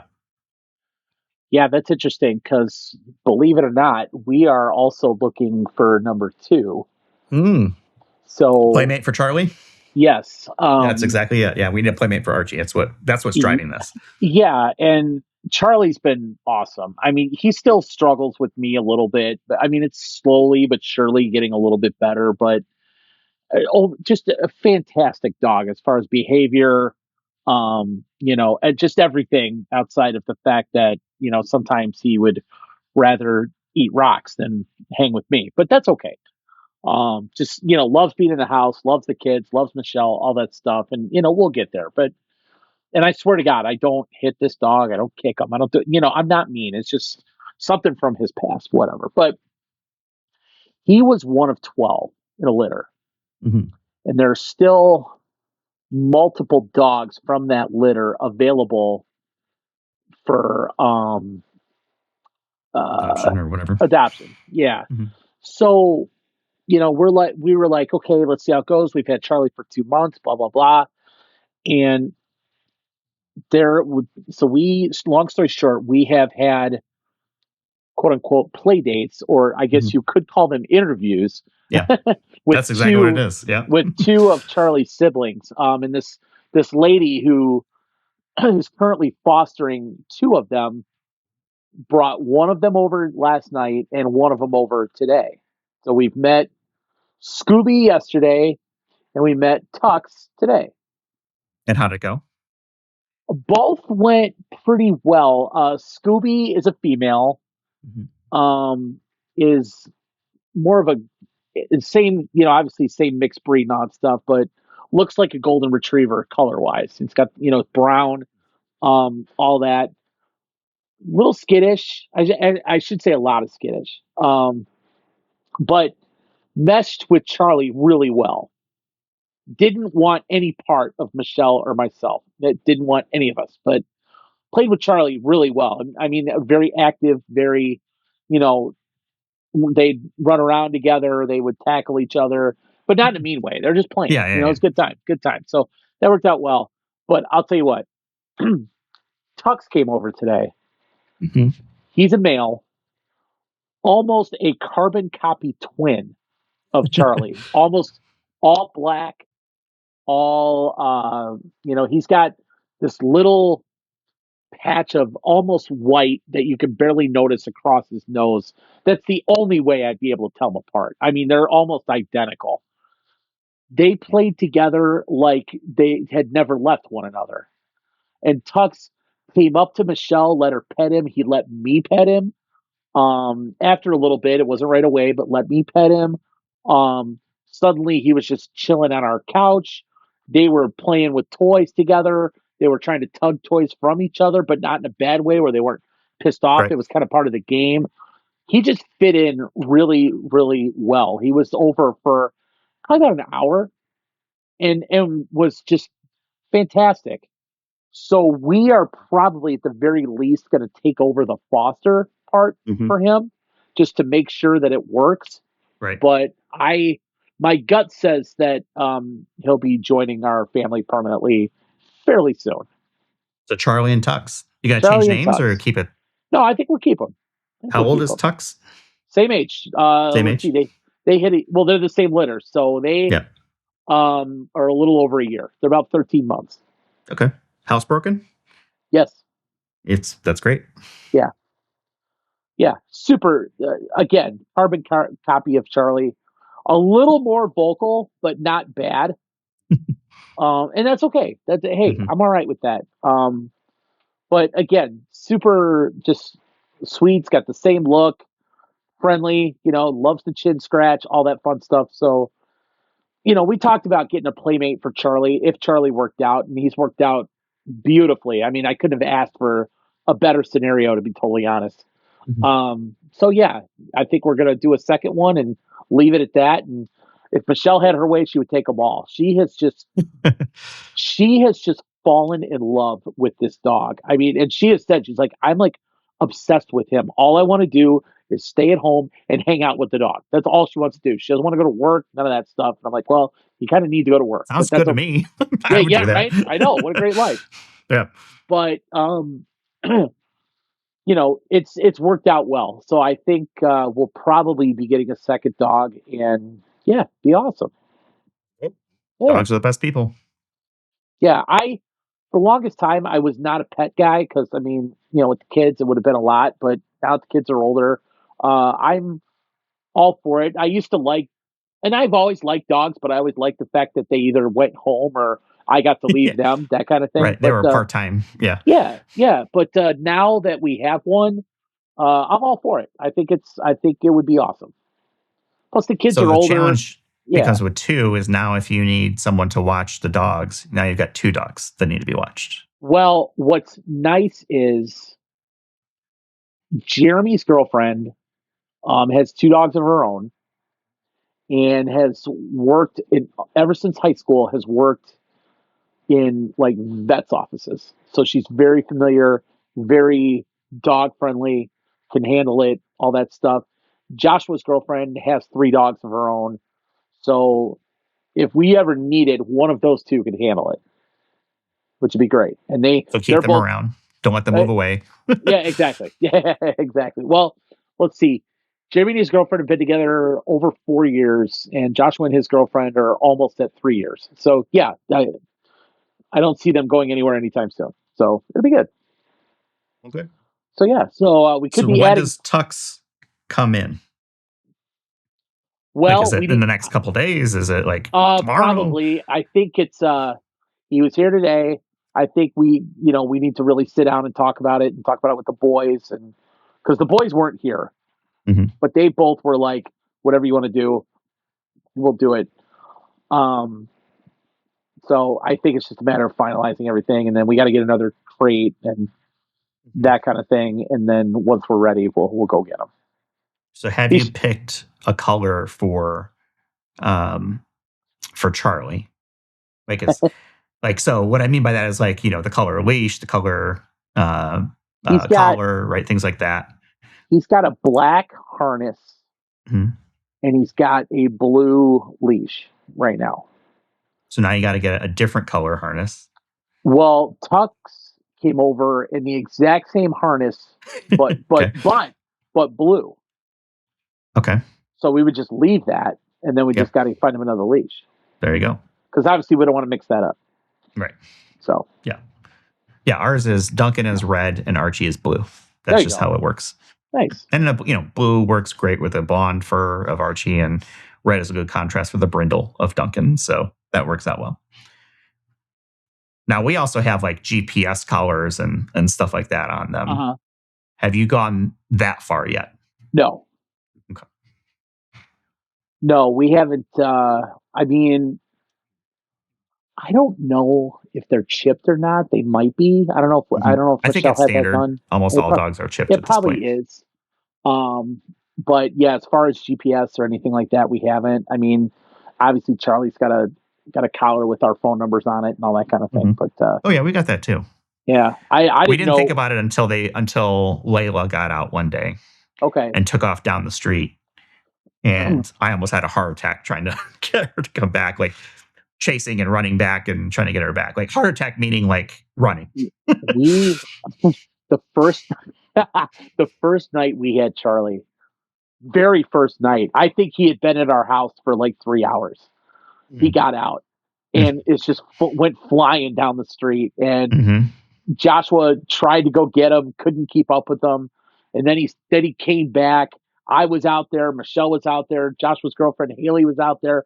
Haley tried to, I mean, the most athletic I've ever seen her be. She actually got down in a linebacker stance as he's running at her. She was ready to tackle him, and he just ran right by. But it was actually pretty funny. But we finally got him cornered in our own backyard because he did actually come back. But I'm like, oh my God, we've had this dog for 3 hours and he's gone, and that's it. And we'll never see him again. And the Lord only knows what's going to happen to him. We're horrible. We're horrible people. That's why we got GPS collars. It's like, not again. Like, we're just tag them, and now we have them. I didn't even know GPS collars were a thing. That's it. And what, does it just connect to an app on your phone? And yep, basically it connects via Bluetooth Wi-Fi, and then it has like a cell signal in it that you can activate when you need it. So I'll give a plug if they want to sponsor, FOJ. The Fi collar is what we use. We have 2 of them, and it works great. And it tracks it's basically like a fitness band for them. Like it'll track their steps and kind of stuff like that, and how much they're sleeping and licking and rest and stuff like that. I think it's like $100 for the collar, and then what do you pay? There's a service that goes with it. Yeah, I gotta look and see. But we have 2 of them. Yeah. And you basically link it up to your Wi-Fi, and the battery lasts forever, which is great. Not forever, but maybe charge it depending on how often the dog leaves the house. Like if it's in the house, it's probably connected via Wi-Fi, which is super efficient. Sure. If you go on walks, right, that's when obviously it's there to be able to, the cell signal kind of picks it up. But battery lasts like maybe 3-4 weeks at a time. You just pop it on the charger overnight while they're sleeping, and then get it up on the morning. Hook them back up, and wow, okay. Yeah. What's it called? The Fi collar? Yeah, Fi collar. Fi collar. And they're small, and they have a little light on it that you can activate if they're lost or if it's dark and you can't see them, stuff like that. So gotcha. And it's like a whole social thing for like your dog, for other dogs that are like in the area and ranking and health and stuff like that. But you can see, so I can see, Archie has taken 11,607 steps today. Wow. And actually, that might not be a bad idea for us because both of these dogs are like pitch black color-wise. Yeah. So when it's nighttime, I could barely see them out in the yard. So you can activate the light. I mean, what I would do then is I'd get a reflective collar as well. Yeah. And there's like a bunch of different options for that. But right now, and I feel bad, I need to do some work in our yard for next year because it's not 100% fenced. So letting them out, they're always tethered right now, which is fine. I mean, they've got plenty of room to go and all that kind of stuff, but it would be nice to be able to just let them go, just let them run throughout the yard and all that kind of thing. We just, I have too many holes in the fence right now that they'll be a lot happier once they can. Oh yeah. Get around. So that is early next spring's project. Yeah. So I'm looking at the pricing, and it is $100 for 6 months or $189 for a year. So somewhat expensive, but per dog. It's about per dog. Yeah. So and I don't know if this is sale pricing. or whatever. But it's one of those things that's kind of like peace of mind. Yeah. Oh, for And it's sure. like the net, we got him because Leo got out once. Yeah. And the second time she got out, I was able to track the collar and see where she was and go get her. Dude, when that dog took off, I mean, that is traumatizing. It's like, It is. holy Sucks. shit. Because one, it was at nighttime. Mm-hmm. He's dark. I mean, a car could, hell, when I got in the car, I almost hit him because I couldn't see him, so trying to track him down. But yeah, it's very scary. Yep. It's a great little thing. And I know there's a couple other options out there. We used to have whistle collars, but they got bought by somebody. But it was Okay. like a big chunky thing they kind of like wore on their neck. This is flat and it's just a better product. That's pretty much it. But Yeah. something to consider. Yeah, for sure. For sure. Well, let's see. I mean, $180 a year, that's $15 a month. That's nothing. So it's about what you would expect, times 2 for 2 dogs or whatever. Yeah. And they have different colors you can get, etc. So you can pick the color for your dogs. A tri-color. I like that. Yeah. But hey, I'll tell you what, from not owning a dog for over 20 years because we had a couple before the kids came along, but going from 0 to 1 and most likely 2 in like no time. Yeah. It's been different, but it's been really good. So I'm glad we did it, and I think I was the last one to kind of jump on board with all this. But I'm glad I came around. The best people. Yeah, it's good. Yeah, can't argue with it. Well, that's exciting. So Yeah, so we'll see. you've got one coming. We've got theoretically try to figure out like now's the time to do it since I'm home for like the next month. Yeah, I had my for last sure. travel. I was in Texas earlier, this last week, and I'm back.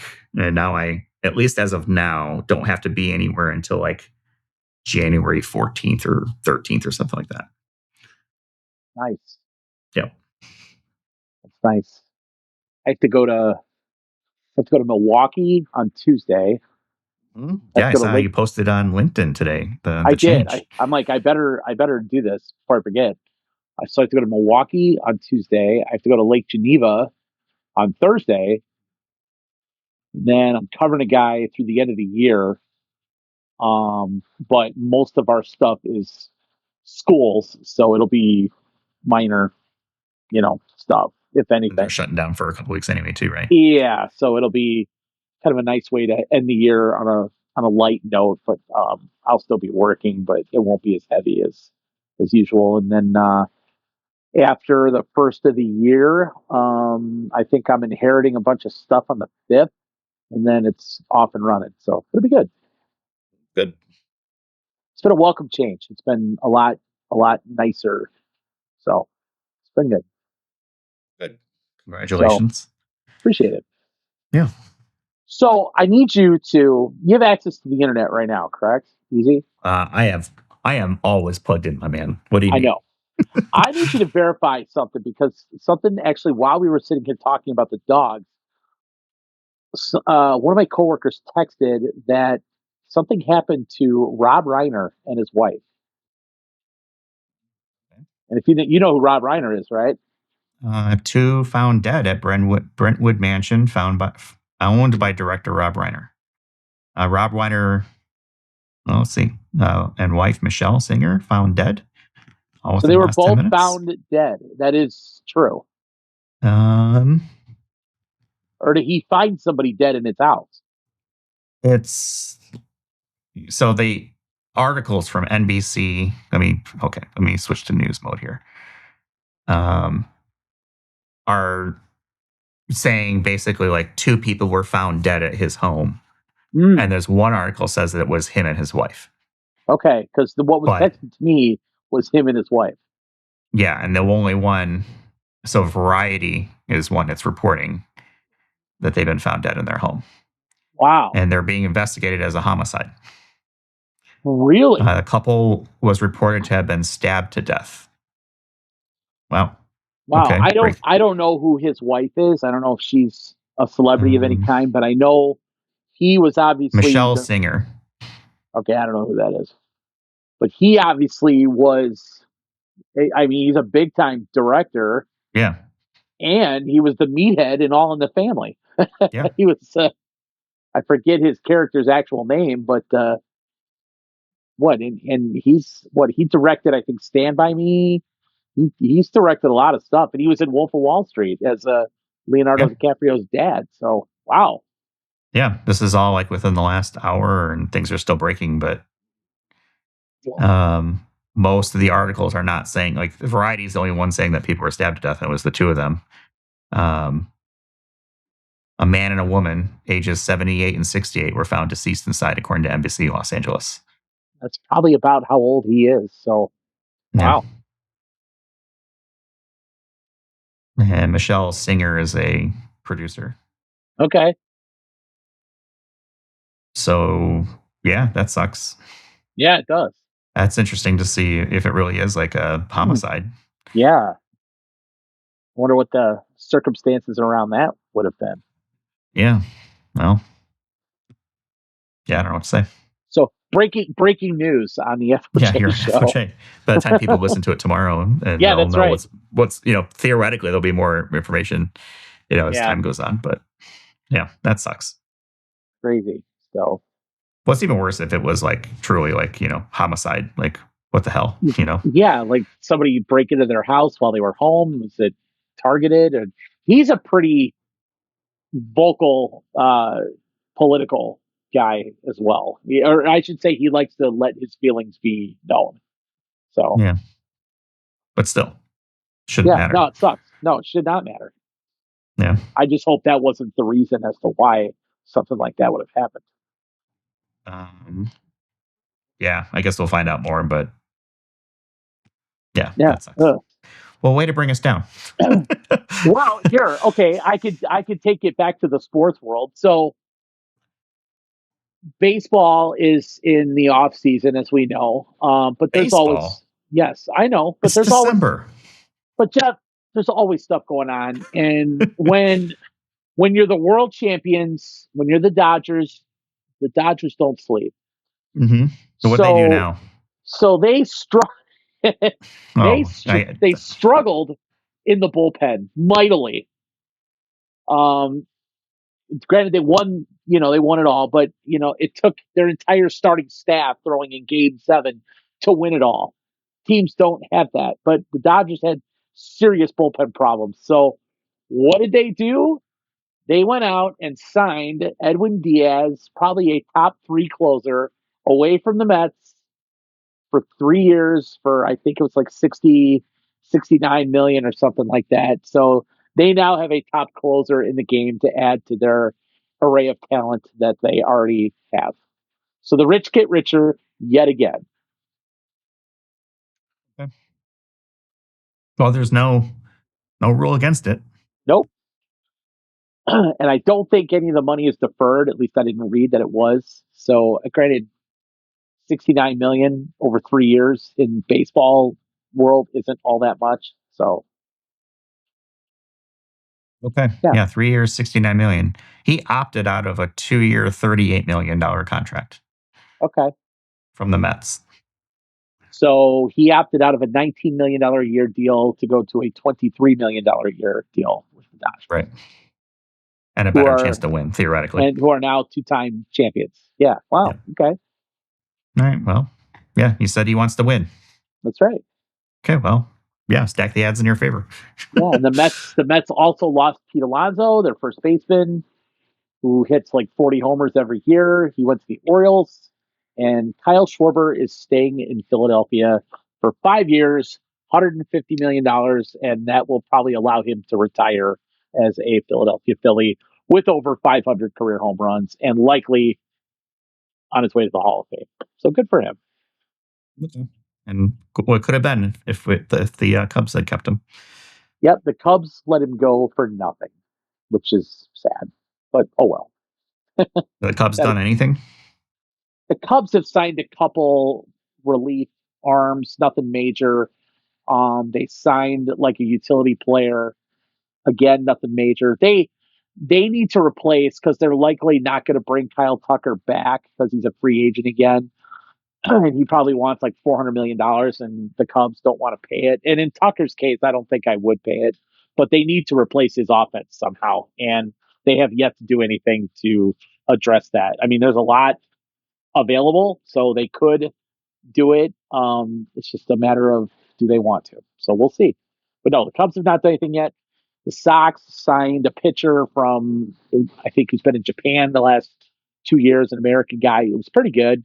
But again, they're depending on their youth. They do have the number one pick in the draft come July, and there's supposedly a shortstop at UCLA who could be what has been labeled as the best prospect in baseball coming into the draft in the last possibly 20 years. We'll see if that actually comes to fruition, but you know, it could be a good thing for them. So we'll see. They're still a long way away from being any good, but you know, that's Sox news for you. So that's all I know. ESPN has Kyle Tucker as the number one top 50 of the top 50 free agents. Yeah, I think he winds up in Toronto. He'll be 29 opening day, and his projected contract is 11 years, $418 million. That's crazy. That is crazy. He's 29 and an 11-year contract. Yeah, to play till he's 40. That's nuts. Okay. You didn't see contracts in baseball go that long up until very recently. I think Bryce Harper, like 5 or 6 years ago, signed a 12-year deal with the Phillies, and he's obviously still there. But I remember thinking, God, in like 6 or 7 years, the Phillies are going to hate that deal because they're paying a guy, who's going to be 35, 36, 37, like $30+ million a year. And there's no way he's going to sustain what he was doing back then. He's still a pretty good player, but it's just expensive. And imagine paying Kyle Tucker like $30 million a year as a 40-year-old. I mean, come on. Actually, be more than that. It'd be more like $40 million a year. It's too much money. I can tell you right now, we are not going to pay any salaries in the Backyard Sports network. No. Come as you are, and whatever you can make on your own is up to you. Yes, you can get any NIL deal on your own, whatever. Mm-hmm. But in our league, we're going to actually have you pay to play. How about that? Yeah, there's a fee.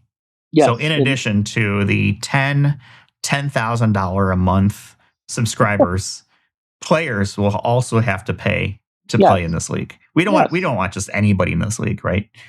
No. Yeah. No, there will be tryouts, but if you make the cut, you're going to have to pay. Yeah, right. So what would a player have to pay?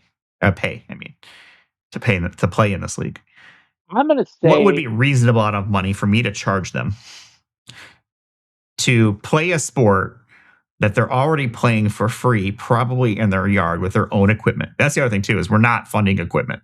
You got to bring your own ball or bat or shuffleboard or swimming pool. Well, we have to cover our expenses, right? Yeah. So, and I only fly first class. I second that. I've never flied first class, but I'm gonna go out on a limb and say I think I could command that. I could get used to that. Yeah, I think and when we say fly, right, we're talking. Let's start with Chicago area, right? We'll probably fly from Plainfield Airport to Chicago Executive. There's like a 7-minute flight. Yeah, well, there's that airport in Bolingbrook. What is it, Cloud? Oh yeah, Airport? I forgot about that one. Yeah. Yeah. So, all those are up. We'll probably have to get our own plane or helicopter. Well, eventually we'll have to move to, or at least invest in a home in Arrow Estates in Naperville, and then park the plane on our own property in the garage, and then fly from there. So, absolutely. Take a flight from there to O'Hare or Midway to hop on our, first class Lear jet that takes us wherever we need to go. Anyhow, back to the original question. I'm going to say per player, $2,000. Is that fair? Per month? Oh, per month? Yeah. Per month. This is subscription. Prepaid. Okay. Annual. How about $299? $299 a month. and Yeah. you can play in this league, and you can sell your own likeness. That's fine. But Yes. any activity that is recorded by Backyard Sports Network, it belongs to us, and we can use it forever we want. We're going to turn Yes. this into the next banana ball. Yes. And we could sell partial rights back to you in order for you to go sell yourself to other things, but we get a cut. We get a royalty off of everything you do.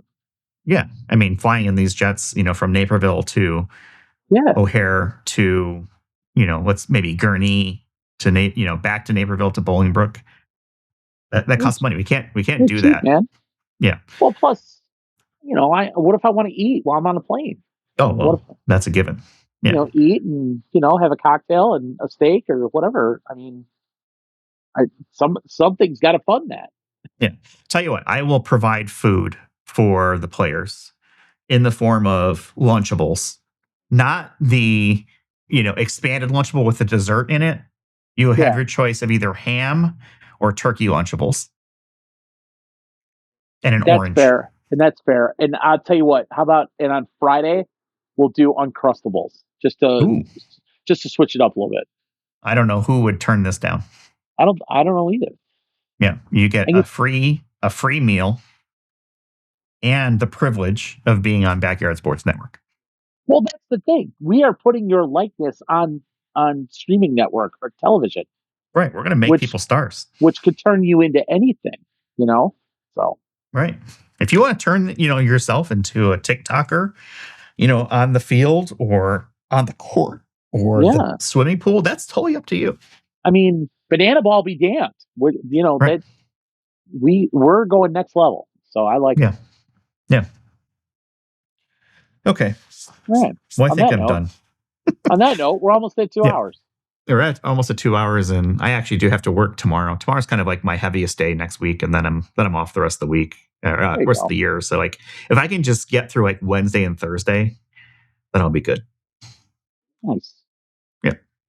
Nice. For me, it's another week. It's the last week of training for this job, but I've kind of been thrown into it anyway, so it's kind of training for the job while doing the job that you're training for, which is kind of interesting. But it is what it is. But it's good. So yeah, it should be a nice, easy week heading into the holiday. My son's coming home next Monday. I think it is Monday or Tuesday.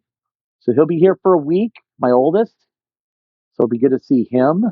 And so looking forward to the holidays. So it'll be good. Okay.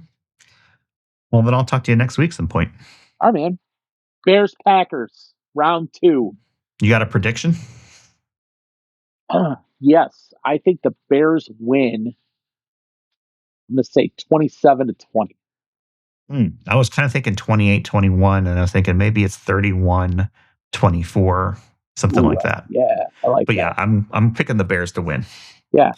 I think they win by a touchdown. Yeah.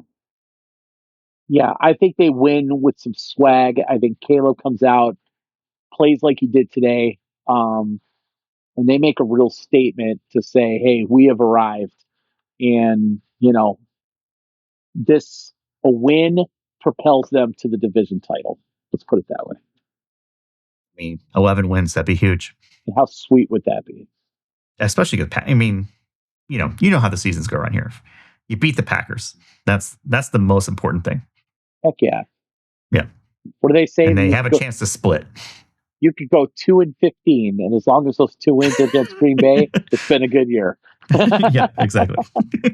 So, all right, man. All right, dude. I will talk to you in a couple days here. All right, man. Have a great week. All right. See ya. See ya.